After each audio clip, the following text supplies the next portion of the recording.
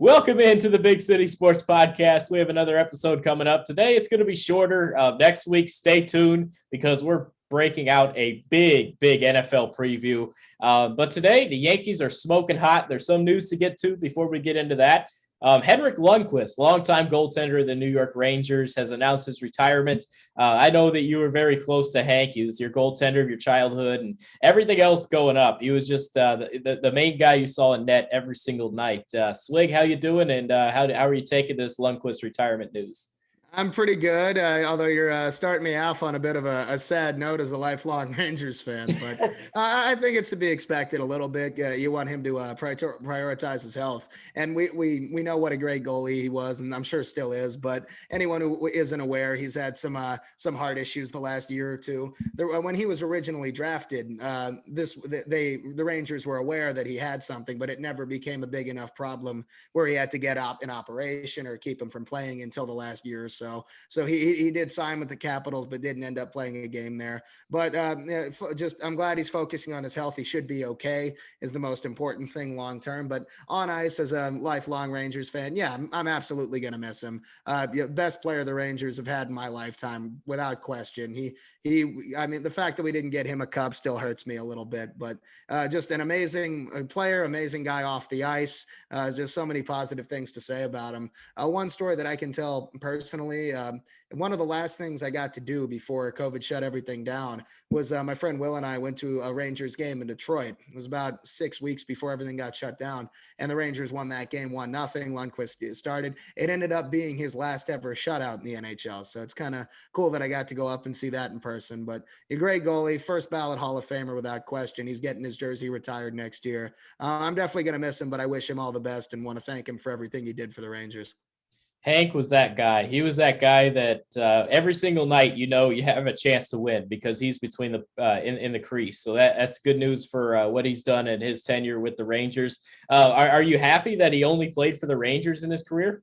In a sense, yeah, like being a little bit selfish about it, especially because how awkward would it have been if Lundqvist was on the bench or the other goalie for that Rangers Capitals bullshit from a few months ago, huh? Oh yeah, that's a good point. I mean, that was a lot of heated stuff going on in that one.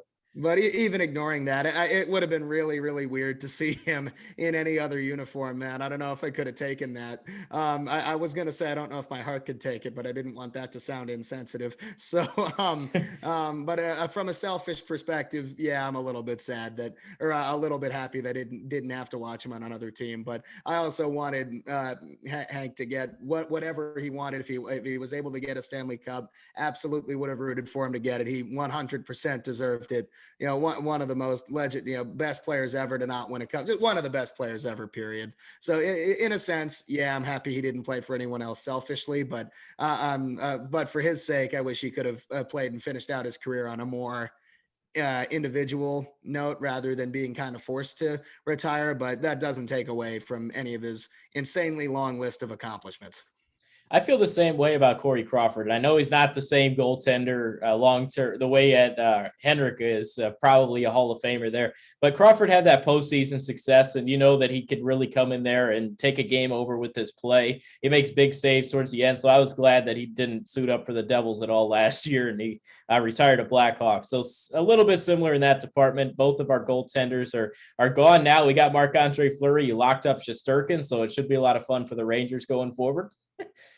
It's a new era, I'll tell you that much. We discussed the extension either last week or the week before. Can't remember which. So, and as a Rangers fan, we knew that he was going to be gone, whether it was for another team or retiring one way or the other. Because when Shesterkin first came over, there were 3 goalies, and it became clear that Lundqvist was going to end up being the odd man out. It would have been pretty awkward to have him either in the bench or in the press box for a year. So, yeah, looking to the future now, hoping for the best, but also a little sad to reflect on an amazing era that didn't end up getting him a championship, unfortunately.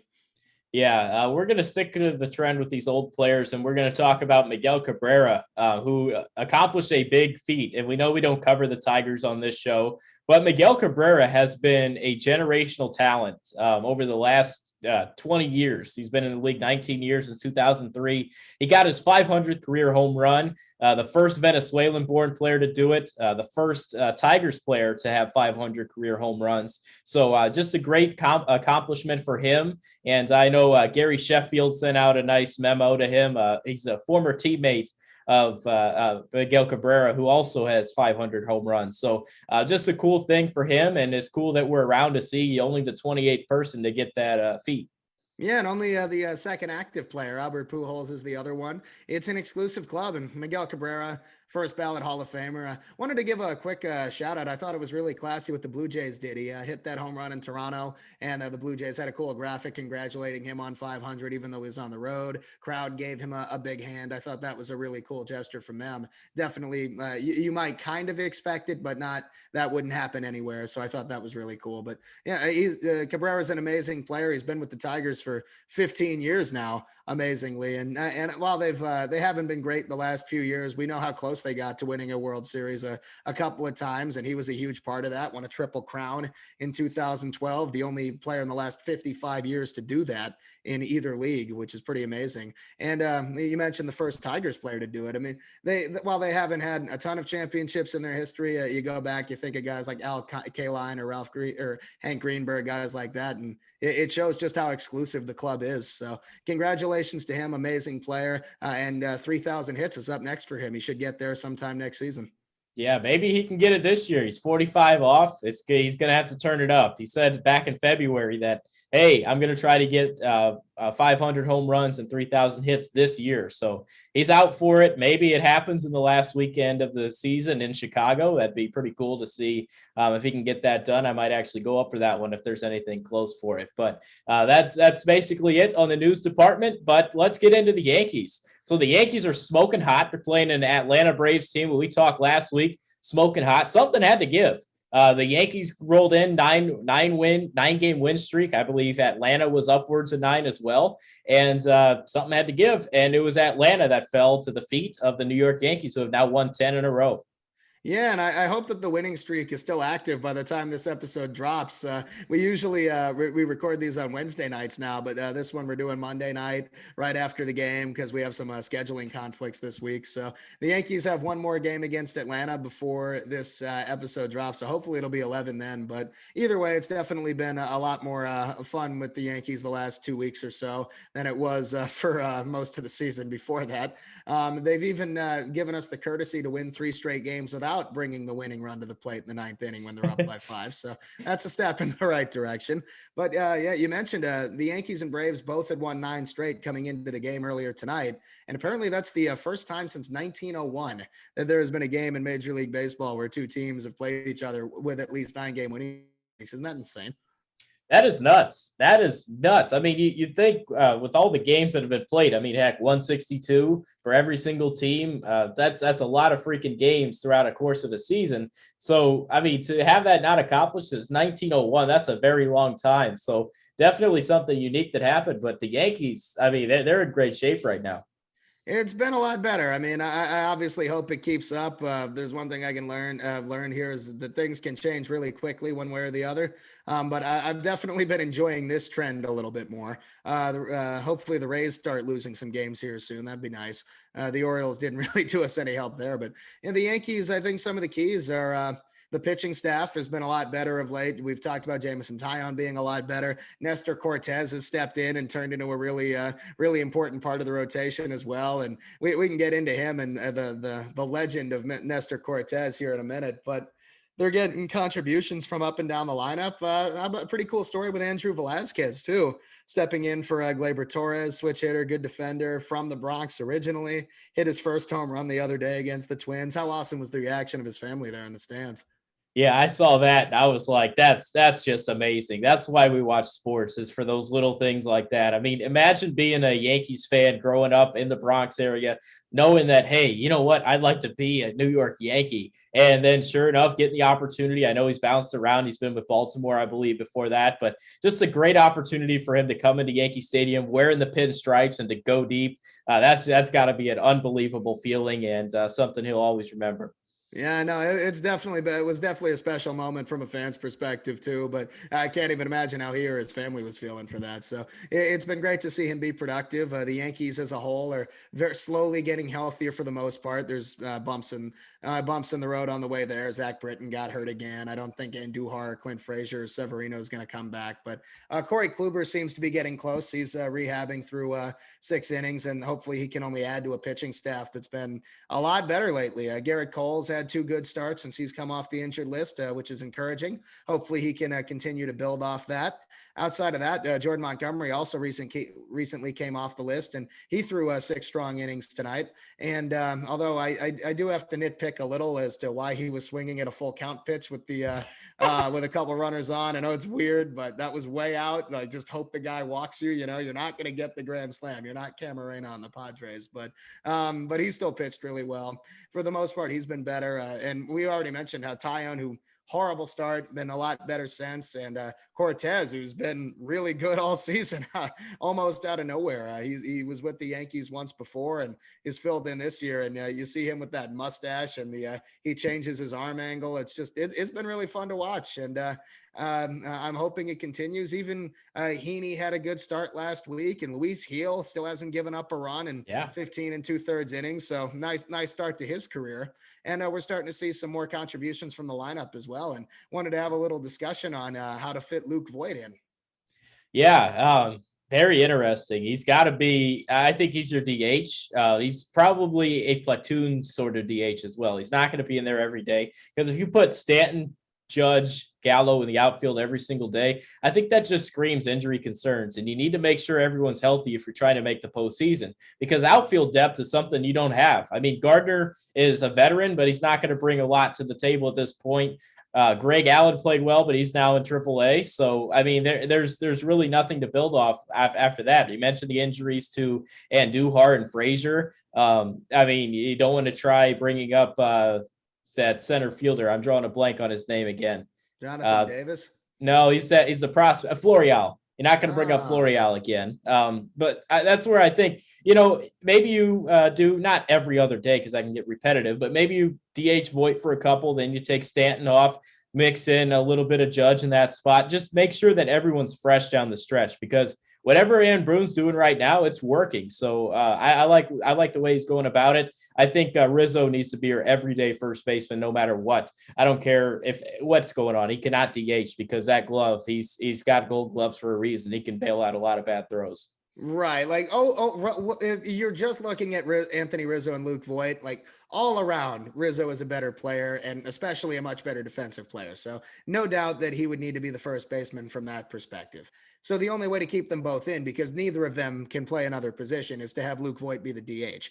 And recently, Giancarlo Stanton, who was the full-time DH for several months, has finally been able to start playing some games in the field, and he's looked relatively comfortable out there. It's not like it's completely foreign to him. He's just been injured so much recently, and with the DH spot, and the Yankees in the past have been relatively deep in the outfield, haven't really needed to throw him out too much. But now he's been hitting better since he's been playing in the field more. The Yankees had almost that whole lineup for tonight's game. The only reason Voit wasn't in is because game was in Atlanta. There is no DH. So I might expect Voit to maybe play the game tomorrow instead. Rizzo might be getting a day off for 2 extra because he recently came off the COVID list. And Voit was red hot last week. And the media tried to make it a controversy when Voit said he wants to play. Nothing personal. But I had a good year last year. I led the league in home runs. I was top 10 in MVP voting. I didn't have a problem with anything he said, and neither did any sane Yankees fan. He wants to play. What do you expect him to say? He wants to sit on the bench?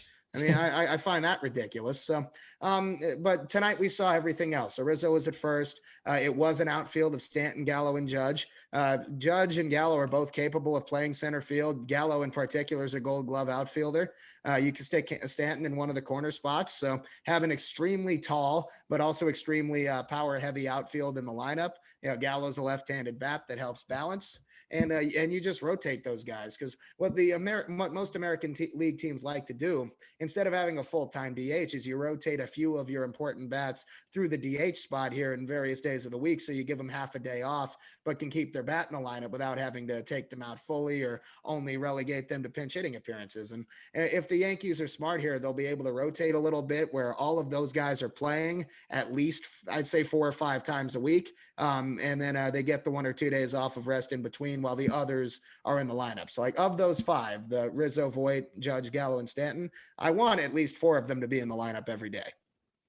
Let me ask you this question, because I know it's been a few years since we've seen this, but I just want to get your opinion on it. Now, looking at the shortstop position, Gleyber Torres is hurt. We mentioned Velasquez, Wade's been okay. I mean, that's really your only little area. Do you potentially see a spot where Giovanni Urshela moves over to shortstop and Joey Gallo plays a little bit of third?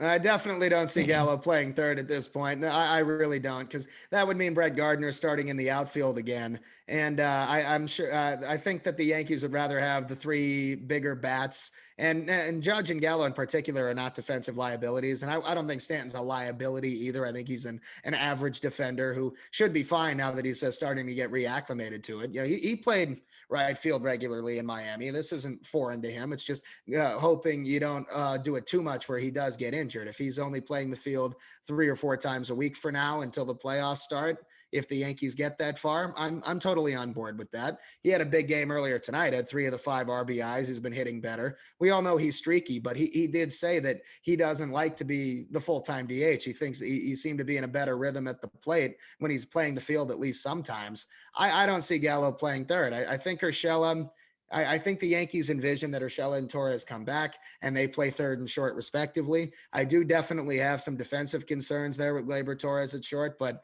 the Death Star lineup in that scenario, if they have all these guys healthy, would be Rizzo at first, LeMahieu at second, with Torres and Urshela back to complete the infield. Gary Sanchez is back behind the plate. He had a big hit tonight. You have Stanton, Gallo, and Judge for the world's tallest outfield, and then Luke Voit DHing. So theoretically, that would be a difficult lineup to navigate where all 9 guys are capable of hitting home runs.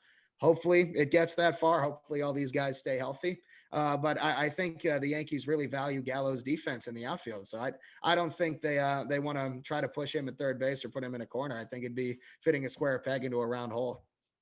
Yeah. Let's look at the standings just a little bit here. They're 4 games back of first place, which is honestly surprising to say after this crazy win streak that's taken place. Tampa Bay still has a 4-game lead in the AL East, but you look at the wild card, they're 2.5 up, sitting there with Boston on their tails. And then there's the Oakland A's, who are half game back in the wild card race. And the Yankees do play the A's coming up. You'll be there on Thursday. I'm sure you're excited about seeing the Yankees in Oakland, so that should be a lot of fun in your department. But how big is that series coming up against the Oakland Athletics in terms of the wild card? Oh, it's huge. It's a 4-game series. If it goes in one team's favor, it could either enhance the Yankees' lead in the wild card to at least be in good shape to lock up one of those 2 spots, or knock them right back out if it's the other way. So ideally, of course, I'd love for the Yankees to win all 4 games, but I think more realistically, especially on the road, if they get a split, that would be a good start. They wouldn't gain or lose anything. Oakland would still be behind them. If they win 3 out of 4, then you'd have to be really happy with that. So just start there. Hope, of course, that if Boston were to lose a few more games in between, I obviously would not complain whether the Yankees are doing well or not. Fuck the Red Sox, man. Again, not biased at all, right? Yeah, not biased at all. I mean, I think you just truly just hate the Red Sox, and no bias in that department. I mean, who doesn't love the Red Sox? Who doesn't hate the Red Sox is the real question when you're looking at the bastards up north and the East Coast. But yeah, I'm glad we're on the same page here. But but yeah, it's definitely a huge series for the wild card. Oakland, I know they've been struggling a little bit lately as well. The Yankees were able to get a little bit of help from the White Sox, who took 2 out of 3 from Oakland, and then took 1 out of 3 from the Rays, which is better than the 0 of 4 that the Orioles took. But It's a huge series. If the Yankees were to lose 3 out of 4, all 4 in that series, they'd be right back either tied with Oakland or maybe even behind Oakland. So it could change very quickly. And we know how good of a team that both of them are capable of. We all know that the Yankees winning streak isn't going to last forever one way or the other. So I'm enjoying it while I can, but they can't say, okay, hey, we had 2 good weeks. We're locked in. We can coast from here. It's definitely not that simple. There's one thing I've learned the last few weeks that things can change very quickly for better or worse. So more recently, it's been better for the Yankees, worse for the Mets, for example. But that could very well change with still more than a month to go in the regular season. But I am excited for it. That first game I'll see in person later the night when this episode drops. So make sure to put some pictures up, but we'll see how that goes. Yeah, it should be a lot of fun. I think that series is going to be a huge looking for the Yankees and the Rays, or not the Rays, the A's. If the A's get swept in those 4, that could set them back big time because that's an extra 4 games for the Yankees. They really have to compete with the Red Sox. So that's a big series coming up there. That's really cool. You're going to be there to check it out. Are you excited to see the Oko? Yeah, I've never been that far west in the U.S. before, so I'm definitely excited for it. Kind of came together last minute, but got a couple of friends out there, so it should be fun. It'll be nice to get the hell out of here for a few days. I haven't seen a Yankees game in person since 2019, I don't believe. I definitely looked into going to the Field of Dreams game, but those tickets were way too expensive for my taste. And I don't even mean the taste of corn. I mean the taste of not going bankrupt. So, I thought about going to one of the other games against the White Sox, but something came up where I couldn't. So naturally, I decided to go all the way to California instead. Yeah, that makes sense. You know, when they're not close, you got to go far, and that's what you're doing. So it should be a lot of fun on that one. Wish you the best of safe travels there. Should be a lot of fun. As for the other teams, we're not getting into them because they suck at baseball. The White Sox don't. They get a pass. They haven't done anything that's changed. The Cubs suck at baseball. The Mets suck at baseball. And that's it. That's it. Basically, take that. The Mets, the Cubs, you guys suck, and there's nothing to talk about that's taking place in that department. But any final words for you, Swig? Yeah, I think we can just kind of preview what we have coming up next week. We kind of said at the beginning this one would be a little bit more filler. Reiterate the Yankees been doing well, which is great. A little bit of the news, but we are excited for next week's show. We're going to do a big NFL preview. We'll definitely break down preseason takeaways, season previews for the Giants, Jets, and Bears. I know we got a lot to talk about with the quarterbacks, especially with the Jets and the Bears with their rookies, and some other bizarre storylines, some training camp fights that we've seen from the Giants a couple of times already. And I believe we're going to have a guest on here. And I'm thinking at the end, maybe we'll do like our standings predictions, maybe playoff predictions, initial one, something like that. I like that a lot. That sounds fantastic. And just a little bit of a teaser for next week. I'm not high on Zach Wilson. I'm sure that'll raise some debates, but just make sure you tune in because it's going to be a lot of fun. NFL preview next week. But as for today, that's going to wrap it up. Be sure to check us out on Spotify, Apple Podcasts, YouTube, basically anywhere you get your pods. We're there. Like, subscribe, leave a review, leave a comment. We'll try to get those interactive. If you could go ahead and put those up there, that'd be really cool. We could have a debate on what you say in the topic. Are we an airhead? Let us know. If we're not, then I guess we're doing something right. But like I said, that's going to wrap it up for today. For Swig, this is Dylan Kearns. It's been a presentation of the Big City Sports Podcast, and we will see you next time.